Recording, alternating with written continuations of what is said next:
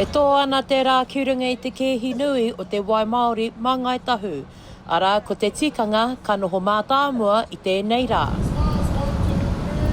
The fact that something is tika is really important to us, and our relationship with te ao Māori, te wai Māori, is linked both by tino rakaterataka and tikanga, and they intersect. E tukuna ana rātou I a rātou katoa me te whakahoki kōrero ki ngā whakatake o te karauna ki te rautaki wai Māori. Thank you, Your Honour.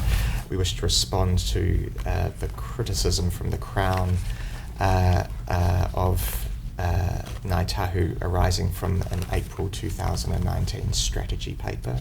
And the Crown's submission was that it was ironic that Ngāi Tahu would complain about Crown failures of engagement when it too had a strategy of that kind.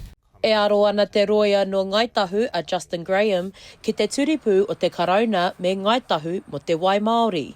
I kite ana I te taunakitanga o te karauna e whakahaere ana I ngā mea katoa e hāngai ana ki te wai Māori. Ko tā Ngāi Tahu e hara tēnei I te mea tika.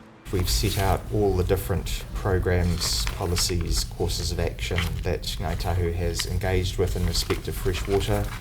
In the next section of the submission, we go through the various developments that Ngāi Tahu has been involved in a detailed way at every step, and has repeatedly made the points in its submissions that it wishes for the Crown to treat it as a partner rather than as an affected party. Haunga atu ko tēnei kupu, arā ko te rangatiratanga, ko te tikanga anō hoki e noho mātāmua ana mo te iwi I tēnei wā. I ruku hohonu hoki ko ngā roia o Ngāi Tahu ki ngā kehi o mua, kia rehu ai ngā kōrero. E ai ki ngā roia, ko whakature anō te tikanga ki roto I te motu nei. Heoi anō e whakahe tonu ana te karauna I tēnei whakataunga. What we will come to is that Justice Palmer says that tikanga is a freestanding legal system, and then the Supreme Court in Ellis says that tikanga is part of the common law. So that's progress from Takamore, which says that it's a value that informs our common law. Justice Glasbrook in Ellis, as we'll come to, says it's uncontroversial that tikanga is part of our common law. No te timatatanga mai o te wiki nei, I tukuna te karauna I a rātou kōrero whakakapi, me te takarure hoki I a rātou whakamāramatanga.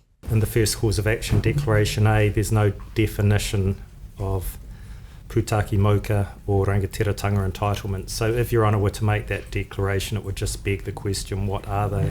Aroha he karere ki te ao. Tai hoa ke ka kite, heha ngā hua, heha ngā whakataunga ka puta mai I tēnei kehi nui. Shakayla Andrews-Alapaki, Tahu News. Te rangi e haere ana